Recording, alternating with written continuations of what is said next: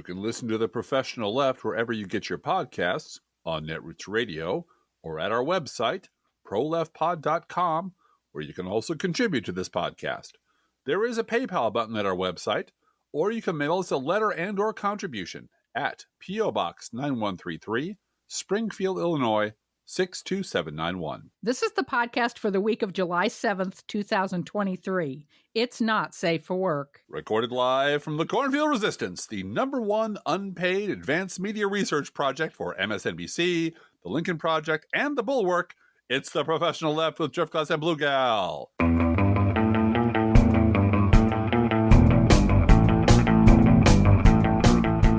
Hey, Blue Gal, anything new happening last week? Anything cooking? Anything going on in the Springfield area? We love you guys, and we missed you.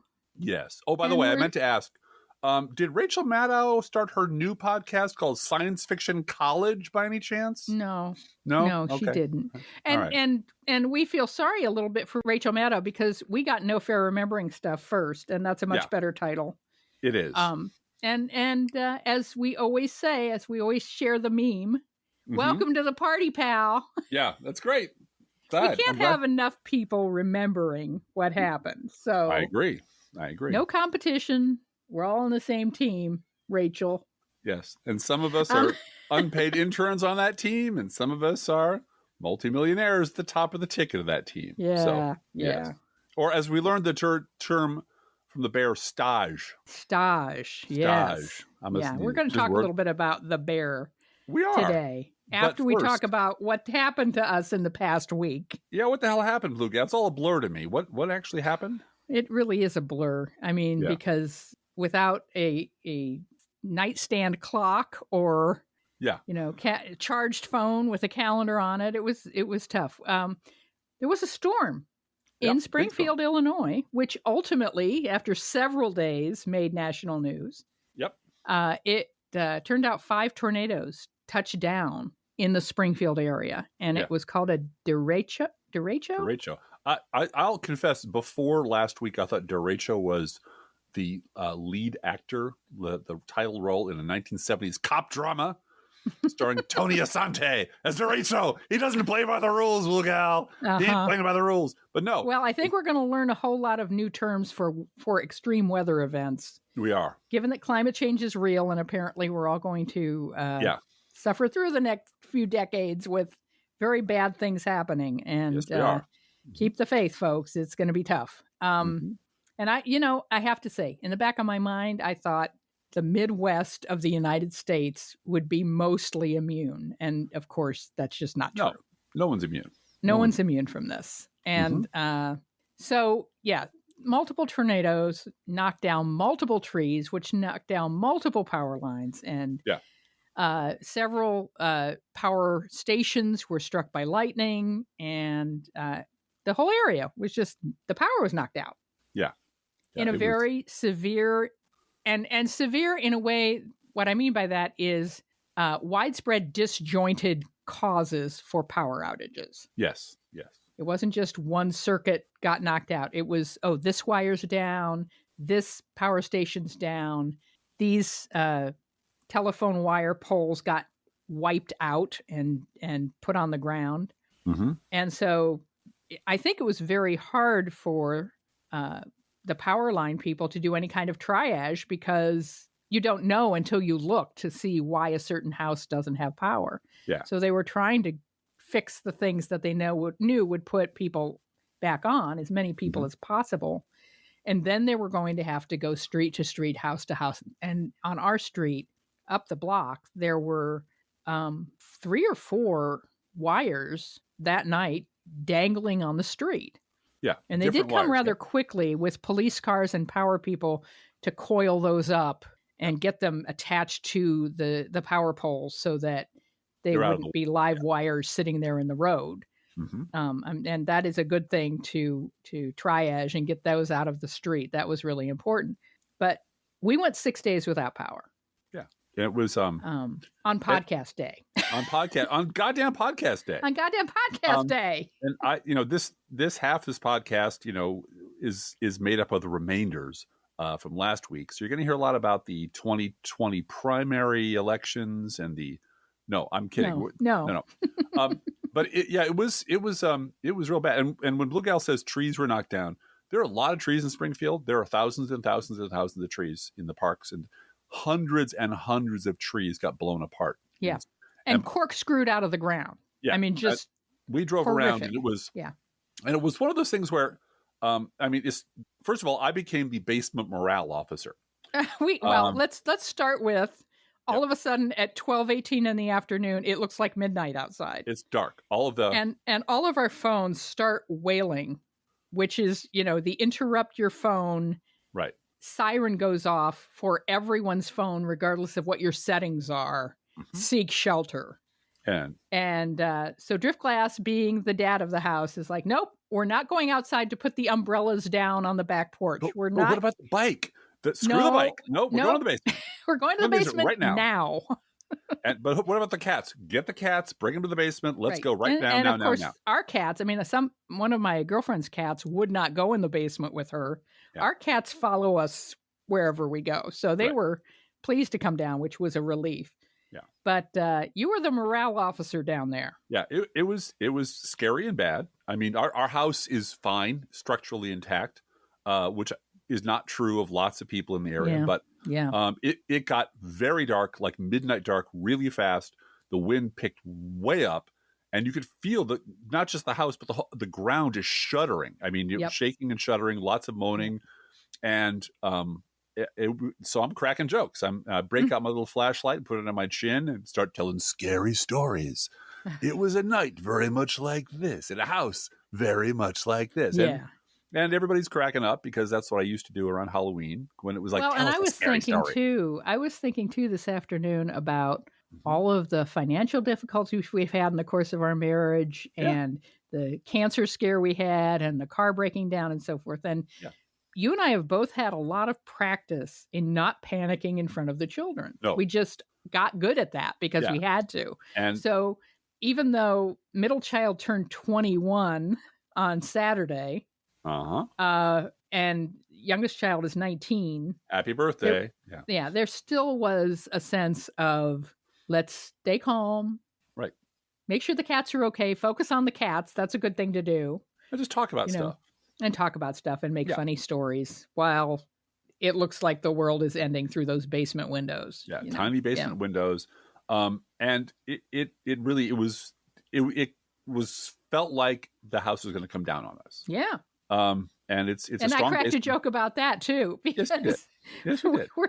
We're looking into getting a home equity loan to pay our medical bills, and I said, "Oh no house, no home equity loan." Damn it!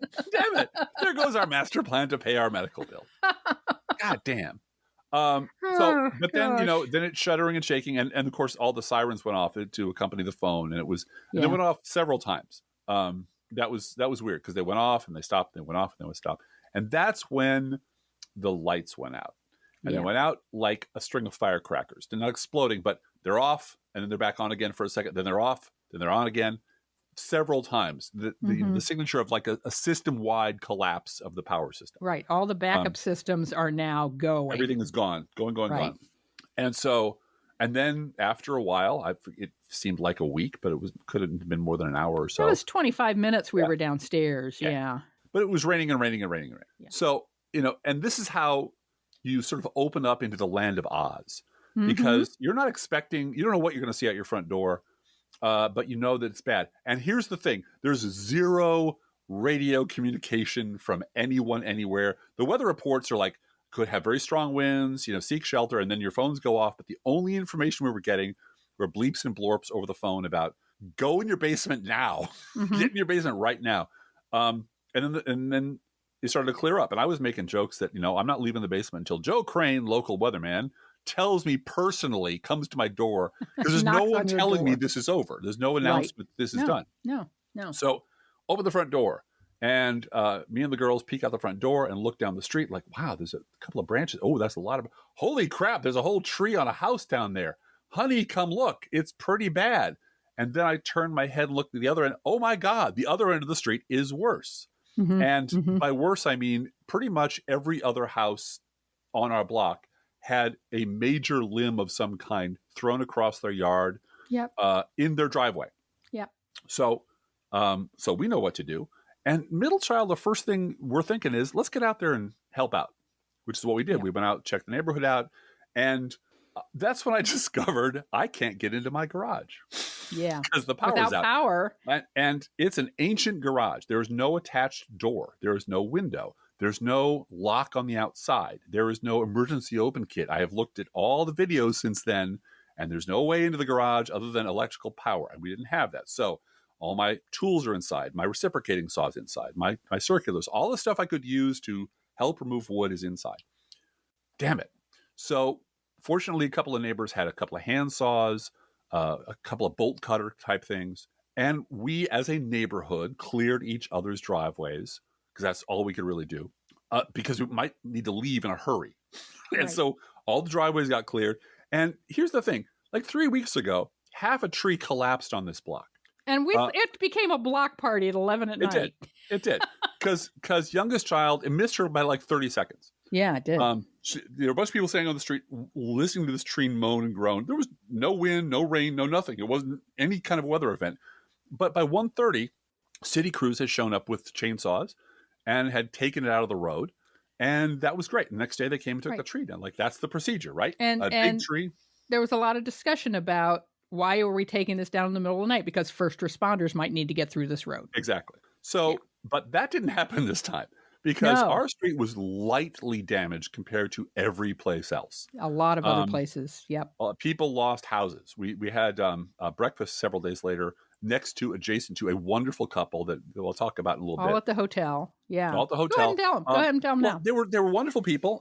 They were a retired gentleman and his wife. They come up to our table and she's sort of laughing and kind of sits down and begins talking to us. Yep. But she's had a lovely Swedish accent or Swiss accent. I couldn't really place it, and she's like, "Oh, so it was so terrible." And we were both commiserating because everybody's now commiserating with everybody. And she said, "No, we lost our house." And oh my gosh, that's so much worse than what happened to us. Yeah. And she's not happy, but she's cheerful. And she was cheerful. Yeah. Her husband, this older gentleman, shows up and he's a riot. He and I hit it off immediately. He's 80 something and he's retired. And we're just hitting it off like old friends. And he's telling me about his technology problems because he can't get on the internet. And what do we do about that? And we start comparing notes and things. And it's like we've been friends for 20 years. And then he takes his phone out and shows me. And their house was wrecked. Trees fell all over it. Yeah. Tree limbs came in through the roof and into her kitchen while she's in the kitchen, which did not happen to us.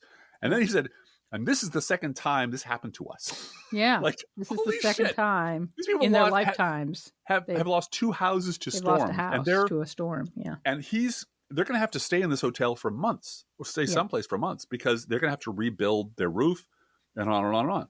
And they're just, I'm reminded of how lucky we actually were. Yeah. I mean, we were severely inconvenienced and it was very unpleasant and it was hot and we had some stuff and we figured things out and everything about the world changed. All of our normal cycles changed. All of our the way we process time changed because suddenly it's about food, phones, and staying warm or staying cool. Staying cool. Our entire universe was reduced to that because our house is now uninhabitable because it's hot during the day. It's very, very hot. All the food is going bad in the fridge. The weekend was cool enough. And then by Monday, we were just like, this is not working. No. And that's when I decided we had to do a GoFundMe. Mm-hmm. And thank you for supporting us in that way. Absolutely. This was an emergency. There's no doubt about it. Yep. We could not have done it without you. We could not have moved to a hotel. We could not have done these things. Mm-hmm. And I'm very grateful that we were able to. And the other problem that weekend was it's a holiday weekend. Right. 3 hotels in the area were knocked out. Their power was knocked out. At least 3. So I'm not Saturday sure. and Sunday nights, every hotel room in Springfield that wasn't the drug dealer hotel was full. And we found out what the backlash from that was when we got a hotel room for the night. And Tuesday and Wednesday night, right? And we were told, I can't remember. Monday, Tuesday. I don't remember when we were at the hotel. It was 2 like a month nights ago. in the middle of the week. Yes, it was a couple of nights ago. Yeah. And we were told there's now a $250 basically security deposit. Holding security deposit for your room. Some of our neighbors had trashed the place and smoked in the room because, well, we're This We're is our house refugees. now, Yeah, and we're right. going to treat it like our house. So, but the people at the hotel were very nice. The people we had breakfast with were incredibly wonderful, and they all sort of reminded us, this is we're all in this together. We're Yep. all trying to get through it. Hilariously, all these trucks were lined up in the parking lot at the hotel. Oh, when we showed up at the Fleet. hotel, the cable company's trucks, Yeah. 13 or 14 of them in the parking lot, and Mhm. all these workers in the lobby waiting to be told where to go. Yeah. As And we were checking in, they all got the text and all off left. they went. Yeah. So, but there was no city crew on our street that day or the day after the day after or the day because after. it was very much like we come out the front door. Oh my God, that end of the street looks bad. Oh my God, both ends of the street look bad. Then we start going places to find out what's going on. We Find went to the food, too. library to get some food, grilled what was left of some salmon in the freezer. We before that made went sure bad. we grilled the salmon that was in Yeah. the freezer because you don't waste that. And I will only say that the amount of time that had elapsed since the last use of the grill, a couple of small wasps' nest had been built and abandoned in there. So it had been a bit. It had been a minute. But I happened to actually have a bag of charcoal in the basement, and it wasn't locked in the goddamn garage. So scrubbed the thing out and made salmon, and that was fine. We had a lovely dinner. But it was trying to get a handle on how big the damage was. Oh, gosh. And therefore, how long it would take to get electricity back in our house or in our block. Because a couple of days before us, right across the street, the lights are back on. Yep.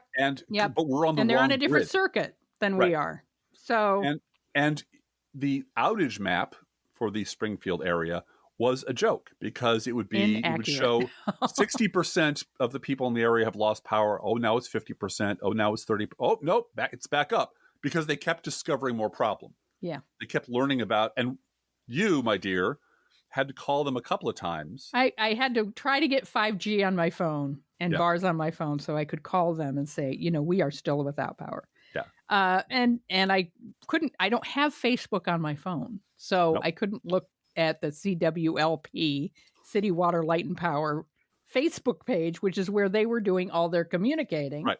But I think the lowest moment for me in all of this, and I think it's when I really decided for my own mental state, need to get out of here. We called my dad, and Sunday mornings and Thursday mornings, Driftglass and my dad do a Zoom call where they do the New York Times crossword puzzle together. And that's and Sundays take a long time because they're big, and Thursdays are always tricky. So that's why we picked those 2 days. But our power wasn't back on, and it was going to be, it was late Saturday night. I called him. I said I was hoping to get power back on, but it looks like tomorrow morning, Sunday morning, we're going to miss doing the puzzle with you. Yep. And my dad started singing a Sinatra song to me. Yeah. It was sweet. And I just started crying. I was just like, it was Dad, hot. It was hot. It was hot, and I was tired, and I couldn't plug in my CPAP. I couldn't plug in my hearing aids. Mm-hmm. It was hot to sleep, and there were thunderstorms at night. Yeah. And when was this going to end? And when was it? And he was positive, like, you're going to get power tomorrow. And I was like, no, we're going to get power next week sometime. Never. This is never going to end. At this point, it's never until it isn't never. And that really was the case. So we've spent 19 minutes on this now, Driftglass. Well, I just want to mention two more things. We did go to church on Sunday. Yep. Largely because we snuck into a side room to plug in our batteries. Plug in our phones and batteries, yeah. The power of Christ compels you. The power of Christ compels you. And it was 4th of July, and the head of the Sangamon County Republican Party, who is a member of our church, got a solo. And she decided we're all going to sing God Bless America twice. Mm-hmm. And it was very much like you all know the words. Let's sing God Bless. And it was, Jesus, really. It's almost worth going home and being in a sweatbox to not be around this kind of. And you and I looked at one another and said, podcastable. That's right. And here we are, redeeming it all. And secondly, even though everything I had that could possibly have made things better was locked in the garage, I did have DeWalt batteries charging in the house.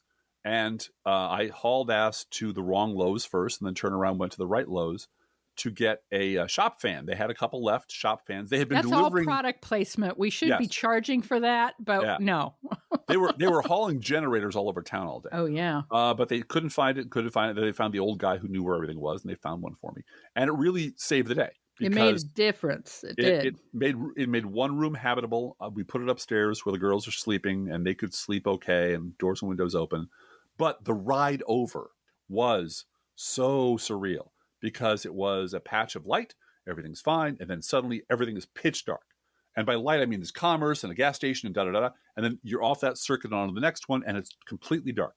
And by completely dark... And no street lights. No street lights.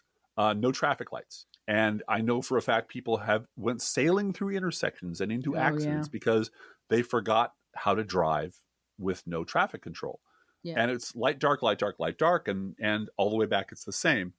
And it was surreal because during the day you could sort of do this as a stop sign. But at night, it just like people completely forgot how to do basic traffic safety. And you don't necessarily see that there's a stoplight there because there's no streetlights either. It's just not. If you're not paying attention to the... It was horrible. It was horrible, people. It was horrible. And we got through it okay, but it really was, took us out of ourselves. Yeah. And one thing we did not, we're grateful for after the fact, other than your help and your support and your kindness, and you're asking, are you guys okay? Because the podcast isn't up. And this is 726 episodes and you've never missed one. So what happened was that I didn't have the bandwidth, literally or figuratively, to listen to the puke funnel of the media for several days. And you know what? Felt great. Yeah, well, and coming back to it then and realizing, having had that distance, I think gave us a perspective that is kind of helpful. Yeah. I had a discussion with youngest child about Ben Shapiro. Yeah. Yep. And youngest child said to me, do you know Ben Shapiro? I said, oh, yeah. Mm-hmm. Well, Ben Shapiro is going after Nicki Minaj. I said, oh, I said before that, Ben Shapiro went after, some other African-American woman singer. And before that, it was some other African-American woman singer. Mm-hmm. And you realize he's a goddamn clout chaser. Yeah. Yeah. That's all he is just making people mad for clicks and dollars. Of course. That's all they do. That's all it is. And we need more cancel culture. Mm-hmm. Block these people. Getting mad at them, here I am paying attention to them, but I'm doing this for the cause of block these people. Recognize that they are clout chasing and trying to get your clicks. Before we transition to the news, I would like you to tell the people about middle child cracking up, the joke, laughing at us. Oh my god! That made our day. Really lightened our day. This was amazing. It was Saturday morning. Friday afternoon was our first full day without power, and Driftglass and I decided, okay, power might be on tonight. Let's go to the movies while it's hot in the middle of the afternoon. Right. It'll be power good, be back. Good use of time. So we went to the movies. We went to see the Spider-Man movie, which is amazing, and I highly recommend it. Just great movie, remarkable movie. You should see both of them. Both of those Spider-Man animated Spider-Man movies. is in trouble, Blue Gal. Spider-Man's in trouble. He's in trouble. But we really enjoyed it. And so Saturday morning, Driftglass went out and got a carafe of coffee. And the two college students drink coffee now. And so everyone was glad to have some hot, fresh coffee in the house. We poured it out for everybody. And the two college students sat down in the living room, and we came in and sat down as well and all drank a cup of coffee and said, yesterday afternoon we went to see Spider-Man movie, and we start talking about it with them. Mm-hmm. Back and forth. Back and forth. Middle child leans over to youngest child and whispers something, and they both crack up. And they're pointing right at me. And falling over laughing. Mm-hmm. And I said, okay, please share with the rest of us what you're laughing at, as we were just thought we were having a conversation about a movie, right?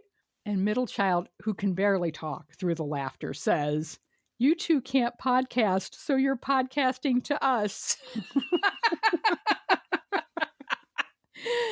And she was right. She was right. But that's how we talk to one another. That's the point. the way we got started was we talked this way anyway, and someone said, "Put up a microphone and start talking to a radio." You guys need to be on the radio. That was always the comment at blogger meetups. But before we were even a couple, I mean, we would be at blogger meetups and be talking to one another, and all of a sudden we realized everyone else at the table had stopped talking because we were informed and whatever. And we have a rapport, as you may have noticed after 727 episodes. But the rest is history. But our children definitely get it. Yes. Oh, it's podcast day. This podcasting thing is a habit with you too. Yes. They know when podcast day is. They know when to be quiet. They know when they have to, Yep, they do. And you said that this whole experience reminded you of the OG blogging days as well. Oh, yeah. Right? It did remind me of when I was working for the city of Chicago, and I could not do anything in public that would hint that I was doing this in private, because one phone call from somebody to HR and I'm fired, period. No questions asked. So I would compose in my head. I would write when I could, and I would sneak out at lunchtime to find Wi-Fi to post it. And it was very much which like was not hard to find, not easy to find at that. No, at that time it was not terribly easy to find around my area, but and so it did remind me a little bit of, okay, I'm doing all this composing in a hot house or at a hotel or at a bar. We went to a bar, and then later I will put it all down on paper and post it. And you know what? It felt kind of like relaxing. I wasn't racing to catch up with Twitter, which felt pretty good. Okay, so now that the first half of our show has been spent talking about our personal shit. Take it away, Blue Gal. Thank you so much, again, to all of you who sent in money to make this week easier for us. It did. We are so grateful. Thank you, thank you, thank you. And now it's time to swear at the Supreme Court, Driftglass. Yes. Yeah, I'm going to step back and you go right ahead, Blue. I'm going to just cuss them out because they're a bunch of assholes. They're illegitimate and they're bullshit artists and they're not a good court. And we need to expand the court and kick them out and impeach a couple of them, in my personal opinion. But let's start with the cases that were not horrible. We're grateful that the Supreme Court, so-called, rejected that legal theory that state legislatures have the power to decide rules for federal elections. Yes. That was a good thing. Good thing. And Neil Katyal argued that case before the Supreme Court. So good for him. He's so busy. Also, the Supreme Court dismissed Louisiana's effort to block the creation of a second black majority congressional district, as I have pointed out on Twitter this week, to a Republican. Your party tries to stop black people from voting. That's on your soul. Yeah. No, you sure it's not? You sure it's not both sides, Blue Gal? No, I'm sure it's not both sides. Okay, all right. And so this is probably going to lead to the creation of 3 or 4 more black majority districts. Yeah. In keeping with what is left of the tattered remains of the Voting Rights Act. Yeah.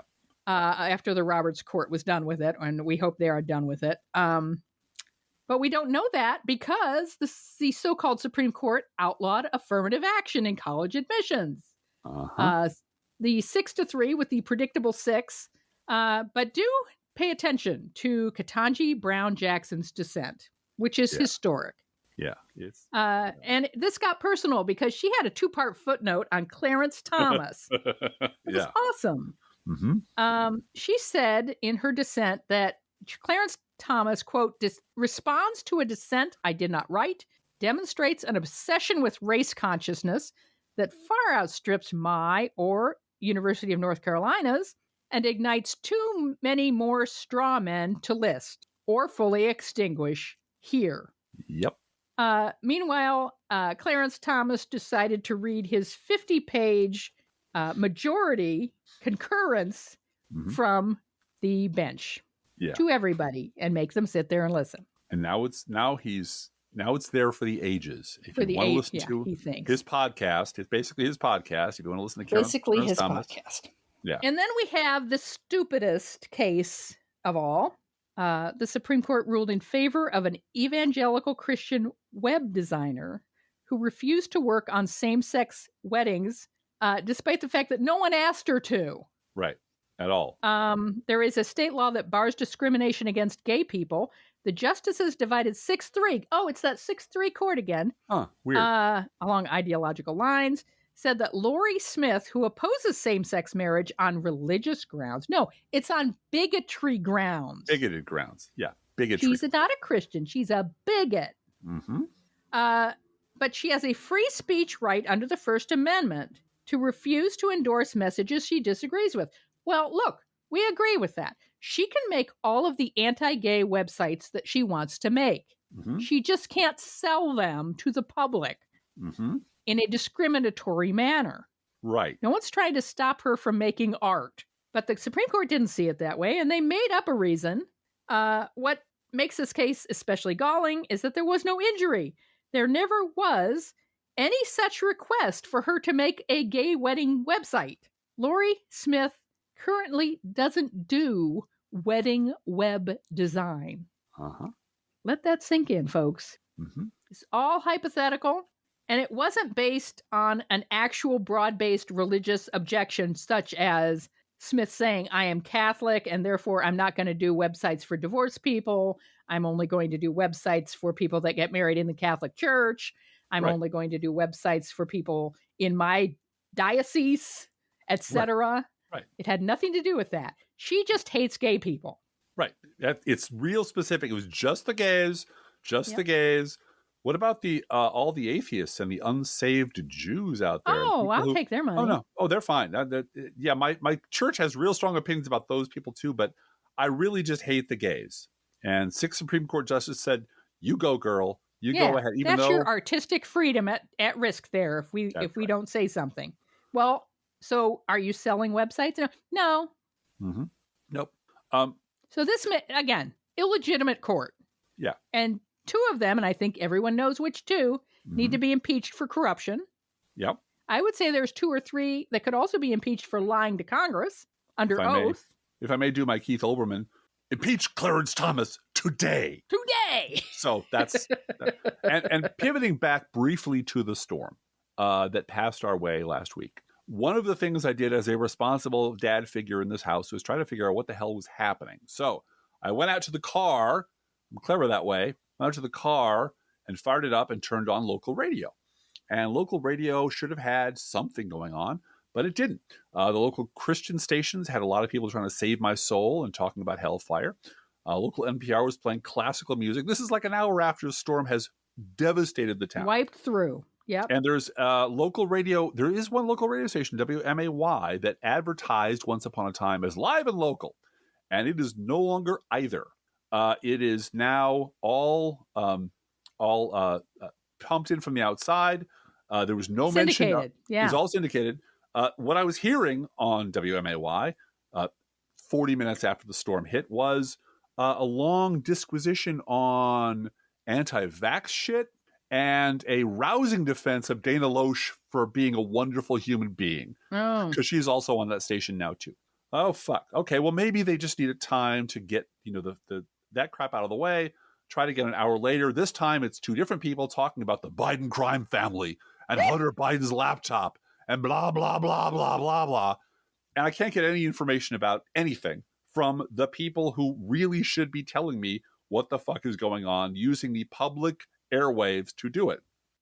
And here's the thing. The day before the storm hit, the reason I bring this up is the last liberal voice on any radio station anywhere within 200 miles of my house retired.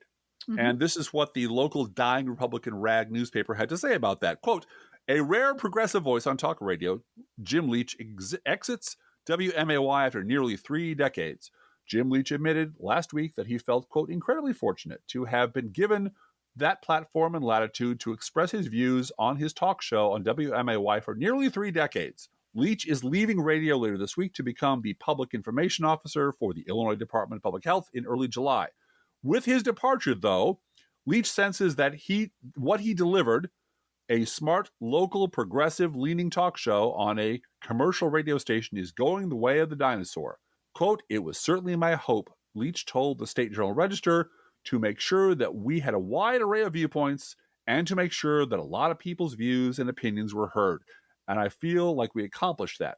I find that a really gratifying part of the job.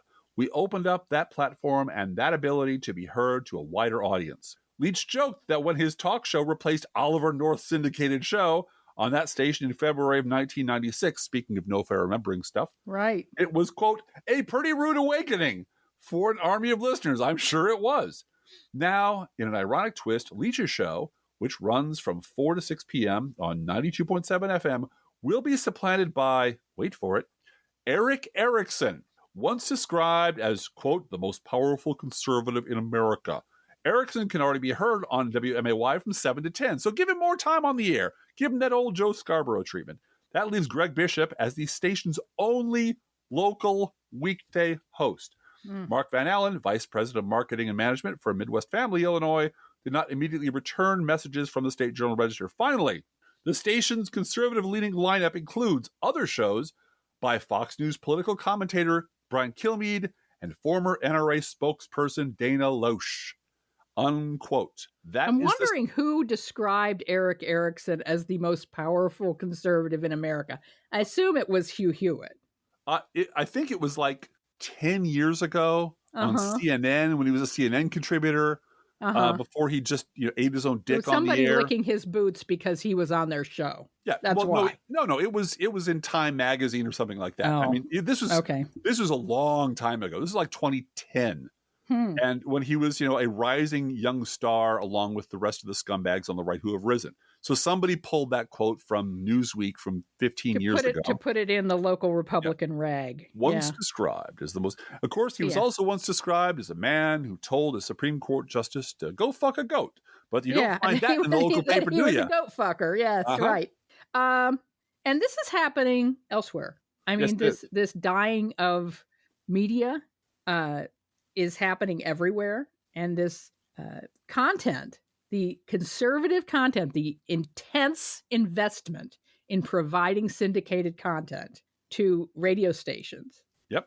It's all happening on the right. So, yes, we have 24 hours of syndicated content for you to pump through the airwaves of local AM radio from Fox. We have all that for you. And there's just no infrastructure investment. And yes, I'm using that word, Bidenomics fans. There's no infrastructure to pay for liberal voices. And, it matters. It matters that the public airwaves have reasonable voices on it. And we're losing that. We've lost that. And, and on a side note, I just want to break it to us. Think about it this way. About the only liberal voices in like 10 counties around here is you and me. That's it.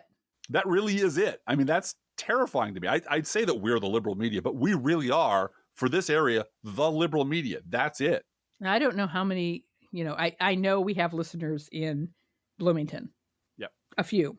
But I don't know otherwise whether we have listeners. And we're not providing weather. We're not providing safety information. No. For people in a crisis. No. A disaster area crisis. We're not there to provide that. No. Our power goes out and we don't have backup systems like a radio station would have to keep airing. And just in a related note to media on the topics of media, National Geographic is laying off the remainder of their writing staff. Yep. We predicted that this would happen in 2012. Yep. And since Keith Olbermann is allowed to put on 44-year-old audio on his program, sure, we're going to put on some 11-year-old audio on our program. This is a skit we did, a comedy skit we did, called Launch of a New News Magazine. It's my Tina Brown impersonation, and it's from 2012. Launch of a new news magazine, take one. Yeah, but check the computer here. See, look at this. We've already had about 4 interviews that are done, right? Definitely. We should speak to her. We have all the medical information. All right, let's get started, people. We're terribly excited about the launch of this new project. It's a magazine called Cover. The news magazine boiled down to its essential element: a cover, a back page ad, the end. Our advertisers are very excited about it, and we've cut staff to, well, just the people in this room. So we've lined up Apple, iPhone 4, Shell Oil, and Citibank for the first 3 issues. They'd really like to see what we can do to wrap that advertising around to the front page. A tease, maybe on the corner, along the side. Let's brainstorm about that later. But first, the premiere issue. Something very controversial, something with real impact. I'm thinking abortion. I'm thinking guns. Talk to me. Excuse me, Ms. Brown. I was thinking Hitler. We talked about that already. Maybe for issue 2. Stephen, you had some thoughts. I was thinking about baby killing and Hitler. We could even get a gun in there. Baby Hitler. Would you pull the trigger? But what about the ad? The History Channel is already signed. Fantastic! I really love it. I want to see the mock-up by 10. Let's get to work, people. Launch of a new news magazine is a production of the Professional Left podcast, professionalleft.blogspot.com. And that's the way it was in 2012. 2012, we made that. Yeah. One of the things we did once we got to a hotel, and by the way, the college students didn't want to go to a hotel. No. They wanted to stay with the cats and hang out with friends. And everyone, the college students were all reconnecting with their high school friends and finding out who had power and who didn't and going over to each other's houses. And that's how they spent the past few days. But we went to a hotel. Thank you again. I brought my laptop and an HDMI cable that I could plug into the TV so I could log into Hulu and play The Bear. Which, if you haven't heard about it, and you should have, but if you haven't heard about it, is about a Chicago beef restaurateur, sandwich shop. Yeah, sandwich shop. A man who inherited this sandwich shop, who also has training as a Michelin star chef. Yeah, world-class chef. World-class. And he decides, he also has a very complicated family structure. Yes, he does. But he decides to convert this sandwich shop into what he hopes will be a 1-star Michelin star restaurant. Right. High end. Gut rehab.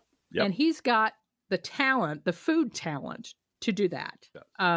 But will he make it? Will the restaurant make it? It's a drama and a comedy, and it's a great show. And it's highly 100% recommend Chicago. 100% highly recommend Chicago. it. Oh, and Chicago too. Oh my just gosh. Every little detail, the bungalow family, the uncle, it's just, all of it. The family structure of this Italian family, and who is an insider and who's an outsider, who's a cousin and who's a sister and brother. It's all fantastic. That's all we're going to say about it, because we want you to watch it. At all. Nope. We want you to watch it if you haven't seen it. But Driftglass was talking to me earlier about how, and Driftglass, both of us got emotional watching this show. Driftglass got emotional watching this show. And I looked over and I went, "Are you crying? Oh my gosh!" I said, "Yeah," because first I'm having all the feels. Secondly, I really want this character to succeed. Yep, and it's really want hard. This to work out. It's really hard for him. I was deeply invested. Yeah, but you made a connection to this show to a bigger picture of the media, and particularly, I mean, we hate to do it again, but the New York Times editorial page in Microcosm, but. Really, it's a story about the whole media that you connected to the show, and I wanted you to share that in the next 10 minutes or so. Well, we talked about this notion earlier, and I something about it made sense, because The Bear is a lot about what it takes to run a high-end, really high-end, world-class restaurant and do it all the time, every day, and the level of obsession you have to have with every detail, researching your customers, doing some like spying on their Instagram to find out what they like and don't like, overhearing their conversation and never mentioning to someone that you heard it, just passing a note discreetly along to someone to the kitchen to whip up a surprise. And that's what brings the people from out of town for a once-in-a-lifetime experience, and that's what brings the CEOs of major companies back over and over again. It's that absolute obsession with service. And there's a book in the show that they flashed a couple of times called Unreasonable Hospitality, which is about the level of service it takes to focus on giving every customer the wow moment. And you see exactly how many people it takes. This entire army of people in black clad, all highly trained, ready to go. They all know their place, and they're all there for one reason, and that's to give Table 42 an experience they're never going to forget, or give the CEO of U.S. Steel the meal he expects and the people he expects, because that's why he comes here once a month. And it occurs to me that we are, as a collective group of liberals, we think about our media all wrong. We think about the news as journalism, as this institution who's supposed to be able to deliver information vital to our democracy, to us in a way that is useful and digestible to us. That is the purpose of journalism. They're there to afflict the comfortable and comfort the afflicted. They're there to tell us things that we really need to know in an unvarnished and fair way. If there's two sides to a story, they should tell both sides of the story. That's fair enough. But that is not what media does anymore. The media that you and I get, Blue Gal, that we get, that most liberals, most progressives get, is garbage. It is a sloppy, shitty, fast food version of the news. Slapped onto a bun, like it or not, here's what you get, fuck you. The media that Fox News and Newsmax get is crack. And this is a comparison I was making back in 2008 and 9 about heroin and ketamine and how addictive it is and how they will crawl through a dumpster to get that next fix. And if they don't get, but it's very much the same as like a high-end restaurant. If they don't get exactly what they want, they're going to go someplace else. So Fox News has to constantly be figuring out what's the next level of outrage and paranoia and racist high that we can feed to these morons to keep them in their seats. So that, and if Fox News fails, there's always Newsmax. They'll go someplace else. They'll go to the next restaurant down the street. And here's the difference. The New York Times, to pick an example, doesn't give a shit about the rest of us at all. They do not care what we think of them. They're not interested in our criticism. They're not there to deliver the news. They are there to provide a high-end concierge media experience to several hundred wealthy people living on the Upper East Side or Upper West Side of New York. That's it. That's what they're there to do. The people who go to the Aspen Institute and then vacation on Montauk and then go to Davos and then are the college presidents and CEOs, that's their clientele. That's the people they want coming back to their restaurant over and over again. And what they do is they figure out what they want to hear. What's their secret desire? What do they wish the news to be? And they go to the kitchen and concoct that news. They make that news for them. And they we're specifically talking about the editorial page overall. Absolutely. And the front page. Those are the two pages, right? Yeah. I mean, the travel section is fine. The book section is fine. I have no complaints about those. But the puzzle is addictive. The puzzle's great. We do it twice a week. But the stuff that has destroyed our democracy, the both sides do it bullshit. That is served up for a select, elite, wealthy clientele. And the reason they're so good at it is because the Schulzberger family is that sort of people. Right. They are those elites. They know what their neighbors want. They know what their colleagues want. They want to know that everything's going to be fine, that everything's going to be okay, that none of this is their fault, that somehow it's a fever and it'll pass through, or somehow it's both sides, Blue Gal. It can't be one side. It's got to be both sides. And that's what their elite clients are paying for, are supporting, are underwriting. That's what they want to hear. Because Peter Baker wasn't hired by fucking accident by the New York Times. Bret Stephens and I have to remind myself of that all the time. Oh, Peter Baker's on, the 11th hour again. Yeah, what's he doing there? He's there because they want him there. Right. They want that view from nowhere, right? So-called opinion. Yeah. That Hillary Clinton is just as bad as Donald Trump, or maybe a little worse. Right. Yep. And they didn't hire David French by accident from the National Review by accident. They didn't hire Bret Stephens by accident. They didn't keep David Brooks on staff for the last 20 years by accident. Nope. That is the menu that their customers want. And so they're going to keep shoveling it to them. And if it destroys the country and fucks the rest of us, well, that's just too bad because that's not their business. Yep. So their business is to feed it to these 5 families, right? That's what they want. Those are the people they want. And those are the people they're there to please. And those people want to hear a very specific story about how everything's pretty much okay. My stocks aren't in danger. I'm personally not in any danger. We're not really becoming a fascist And I'm not country. responsible either. And I'm not responsible for any of this stuff. It's not my fault. And it's going to resolve And my marginal itself. tax rate is going to stay low. Sure. And Right? Chris Christie will come in and maybe kick Donald Trump's ass. And it's all theater because it's really both sides and blah, blah, blah, blah, blah. The only 2 times in recent memory that the New York Times has fucked up, that this elite media, there's a lot of other media outlets, but I'm picking on the New York Times, was the Iraq War and Trump. Those are the 2 standouts. The Iraq War and all the Katrina, but that was a little different. But it was the Iraq War, Katrina, Terry Schiavo. It was that kind of triple whammy. And that's when they had to find a way to explain why they were doing things wrong. And what they did was they just made the Bush administration disappear. Mm-hmm. Suddenly, Bush was gone, and we're not going to talk about Bush anymore. And there's all these independents out there, these independent Tea Party conservative people who aren't really Republicans. Brand new They're party. not to blame. Yeah. And they just care about taxes and America. And let's talk about them now as opposed to the last 8 years of catastrophe that, by the way, a whole bunch of liberals told us was going to happen. The second one was Trump. And Trump was bad because Trump, and this is where I dial in on David Brooks specifically, because it was, don't worry, it's going to be Rubio. Don't worry, it's going to be Rubio. Everything's going to be fine. By the way, Hillary's just as bad as Trump. And Sanders is just as bad as Trump. But and he's feeding these wealthy shut-ins the bullshit they want to hear. And then it turns out that it was Trump. And then Trump gets elected. And then David Brooks has to do the thing that you rarely see people like him do. Smug, elite, asshole, pretend journalist. He had to grovel for his job. Mm-hmm. He had to go on Charlie Rose and say, oh man, I screwed up. I didn't realize that like there's a whole country out there beyond the Hudson River. Very strange. All I ever do is talk to like college presidents and campuses, and there's a whole. So he pledged to go out and basically, I'm going to eat smelt at every fucking Ohio diner until I figure out what's going on in this country. Then I'm going to come back to my elite audience and tell them what's going on. And for about 5 minutes, David Brooks was out there in the country looking to people, talking to people. He was doing that, traveling the country, Lost in America thing in his giant van.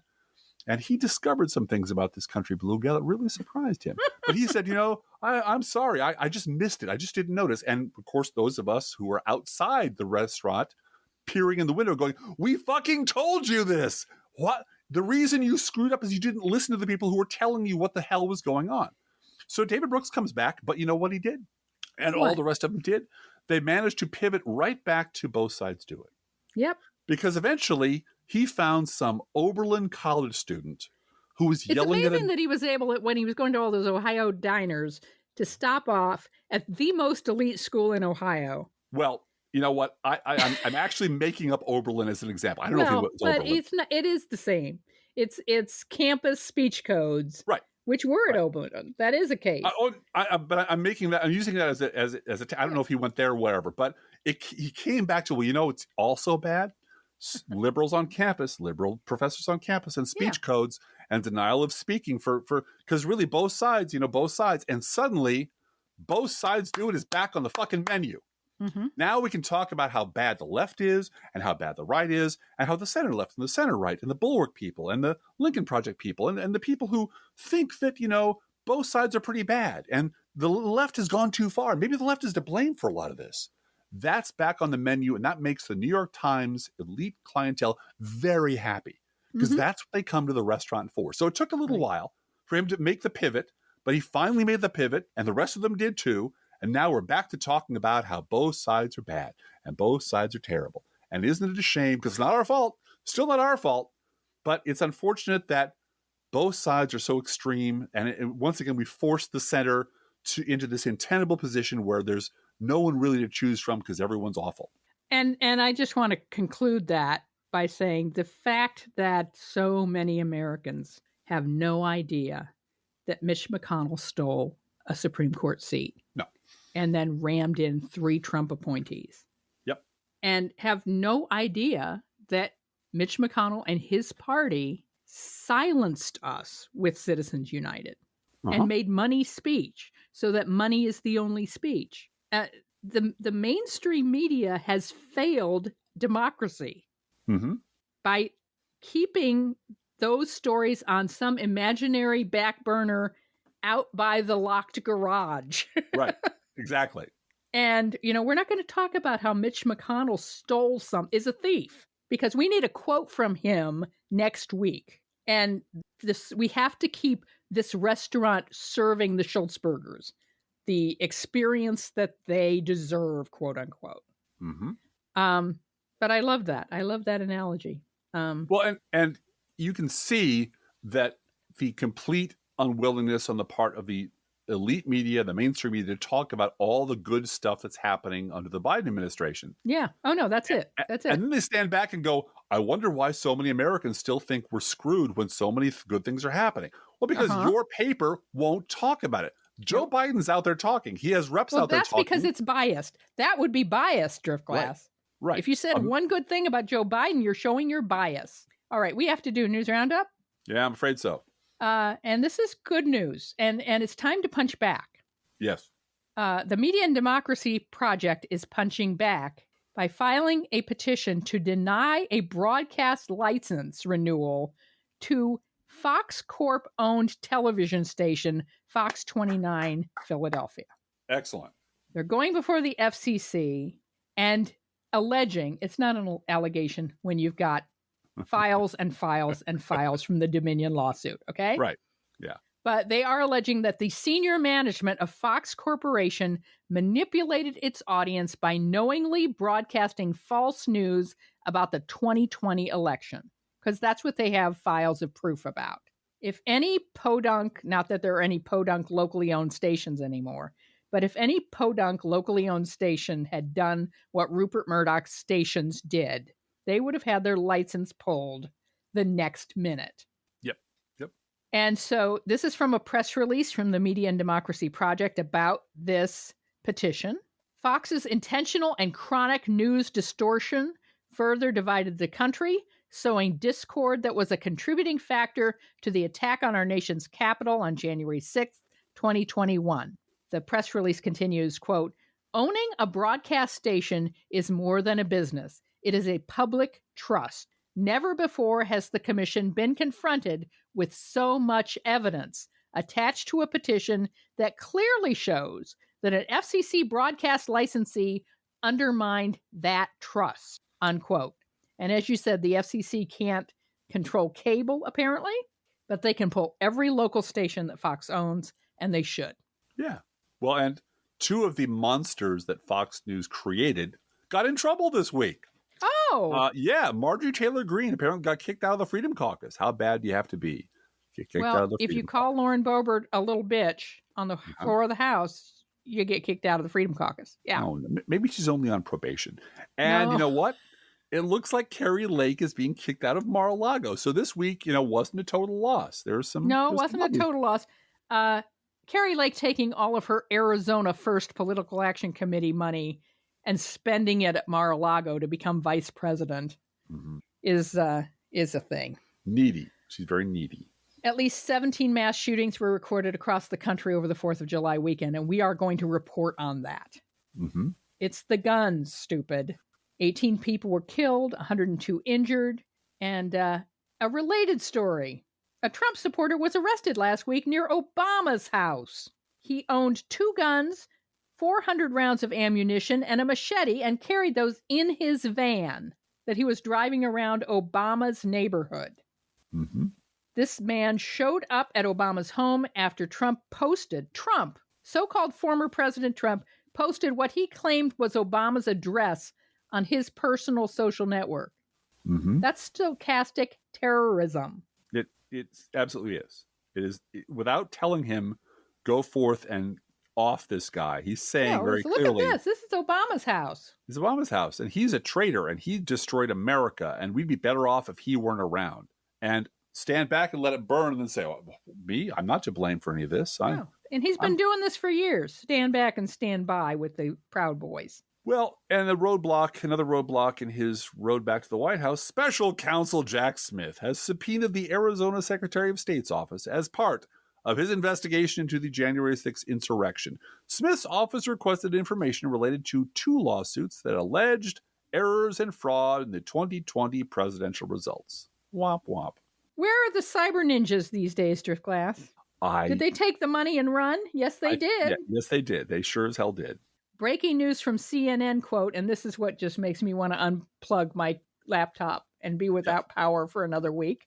Mm-hmm. This is from CNN, quote, "There's nothing junior about presidential candidate RFK Jr.'s pecs after his shirtless workout went viral," unquote. Yeah. July 4th week, substitute staff decided that was news. Yep. Well, and let's all remember, every major media outlet is a restaurant. Yep. And you should look at their menu to figure out who they think they're serving and what they think is on special today. A lot of rotten fish being served. Yep. Kevin McCarthy got a Mar-a-Lago spanking last week, yay, after he publicly expressed doubt that Trump, the Orange God King, was the strongest candidate for the Republicans to have. After the spanking, this Breitbart exclusive, Speaker McCarthy, Trump is stronger today than he was in 2016. Quote, as usual, the media, just keep track of all the buzzwords, is attempting to drive a wedge between President Trump and House Republicans as our committee are holding Biden's DOJ accountable for the two-tiered levels of justice. That's 4 by my count. McCarthy said in a brief conversation with Breitbart News on Tuesday, the only reason Biden is using his weaponized federal government, there's another one, to go after President Trump is because he is Biden's strongest political opponent, as polling continues to show, unquote. And I wrote a big long post about this flip-flop that Kevin McCarthy went through because I have long said, and I'm sure everyone has heard me say, that Kevin McCarthy is being held hostage because Win Red raises all the money for Republican candidates who would then elect him eventually after 15 ballots to Speaker of the House. Mm-hmm. So he's kind of dependent on whoever is pulling the strings at Win Red. And Win Red was set up by Jared as a private company to raise money for the Republican Party, to be the online platform for donations. Trump has the MAGA donor lists and all those cell phone numbers for all those Trump supporters. Yep. And so, according to the New York Times, this is research I did and published at Crooks and Liars. New York Times this past April said, quote, in a series of private meetings in recent weeks, Garrett Lansing, the president of WinRed, and again, that's not a nonprofit, that's a privately owned company, has told the leaders of the Republican National Committee, the House and Senate campaign arms, and former President Donald J. Trump's campaign that WinRed's prices needed to go up. The Republican officials all objected. Yeah. Now, there's an admission there. I hope you noticed. Trump didn't object, apparently. Well, it's his money. I have a feeling that he's getting a cut, allegedly. Back to this article. Mr. Lansing's pursuit of outside investors to expand WinRed's digital footprint and offerings. So he's looking for investors for the online platform for the Republican Party. To do what? Sell merch? I mean, you know. It's not clear. But it included talks with advisors to Paul Singer. I've heard of him. Yeah, isn't he the one that took Alito? Yes. Fishing? Took him fishing. To Alaska? Took him on that deliverance tour to Alaska. Yeah. So advisors to Paul Singer are now talking with WinRed about outside investing into WinRed's company. Great. And this is a New York Times statement, right? You talk about the restaurant and who are they speaking to? This has spurred further discussions about the company's ownership structure. Right. Mm-hmm. That's right. That's, I'll tell you what the ownership structure is. It's Jared Kushner. Yeah. And another article I read for this piece mentioned that Ronna Romney McDaniel wanted WinRed to be a nonprofit like Act Blue because that's how you run a thing. Right. You put it as a nonprofit, and then you raise money for your party as a nonprofit because you're trying to help the party, right? You're not trying to make anyone else rich. You're trying to help the Republican Party, right? And then Jared told her to shut up and go make me a sandwich. He did. He told her, I don't give a shit about the future of the Republican Party. Yeah, quote, to unquote. To her face. Yeah. Yeah. Why would he? Because, and honestly. And he won. He won that argument. Yes, why? Because Trump was president at the time. And nobody on the right, none of the voters on the right is ever going to hear that. They're never going to hear that Jared Kushner told the chairman of the Republican National Committee that he didn't give a shit about the future of the Republican Party. And they're not going to hear it from her either because she's a whore tied to the rest of them. And so she's going to shut up, bend over, and do whatever she's told to keep her job at that organization. This is going to collapse someday.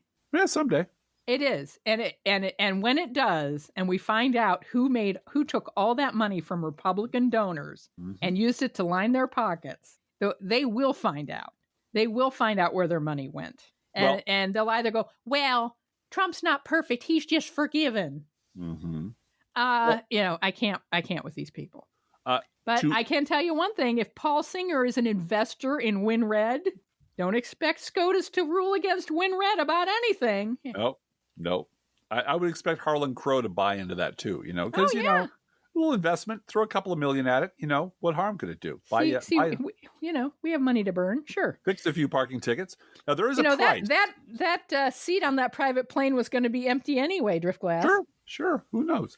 Now, the price that Blue Gal was talking about, that one must pay to appease the monsters that make all this possible, was visible when Kevin McCarthy announced that he would pursue impeachment for Merrick Garland if Republicans don't get what they consider satisfactory answers about the Hunter Biden deal reached by the Trump-picked attorney.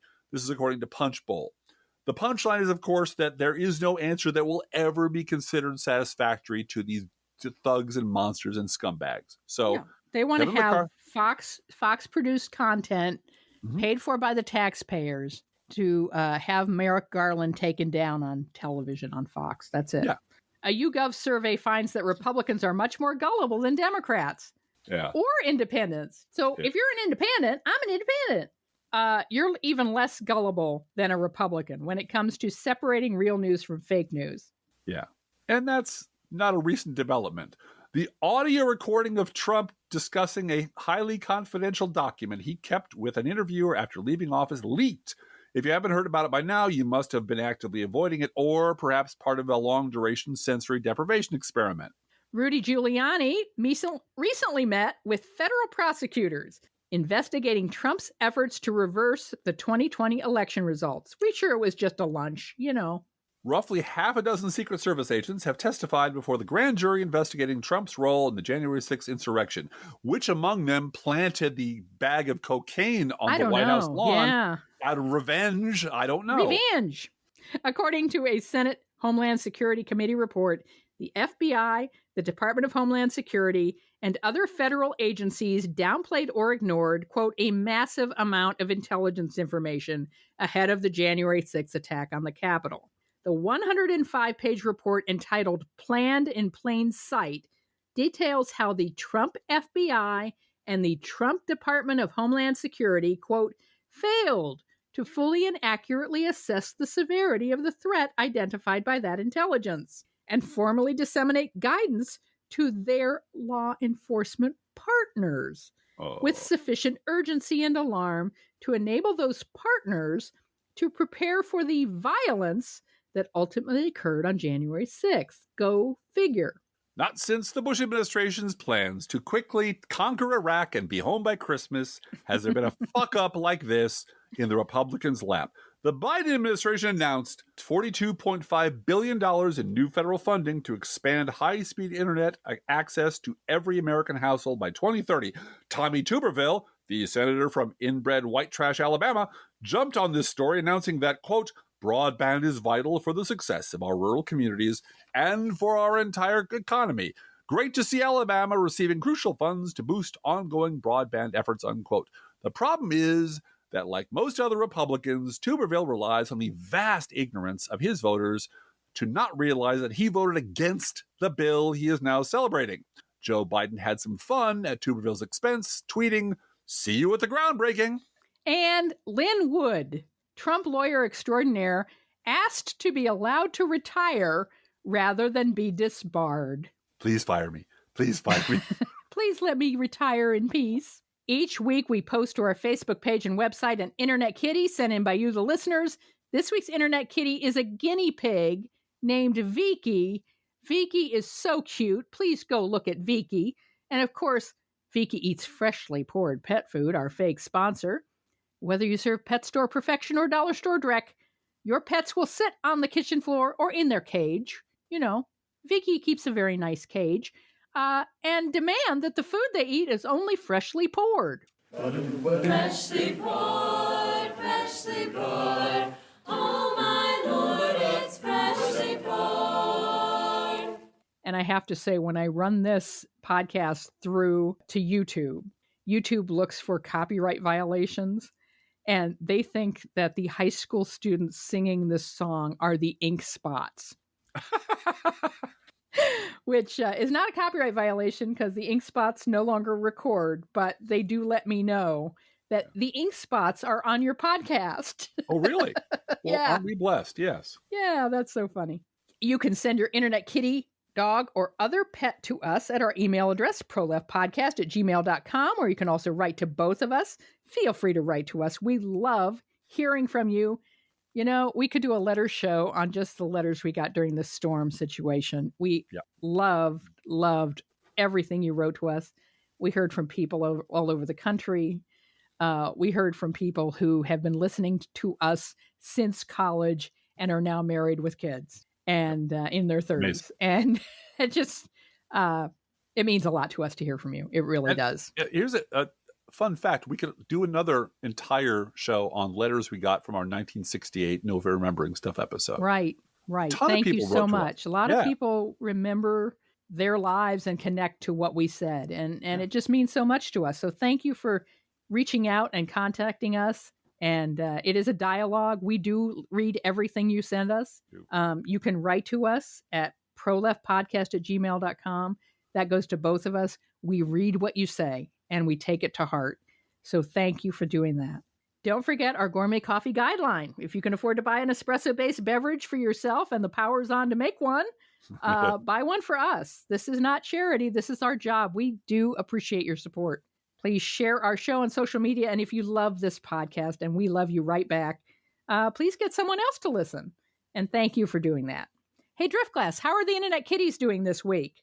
Well, Blue Gal, the Internet Kitties wonder, has anyone seen Sidney Powell recently? Let's think about living. Think about living. Let's think about loving. Think about loving. Let's think about the hooping and the hopping and the popping and the loving, lovey-dovey. Let's forget about the wine and the crying, the shooting and the dying and the fellow with the switchblade knife. Let's think about living.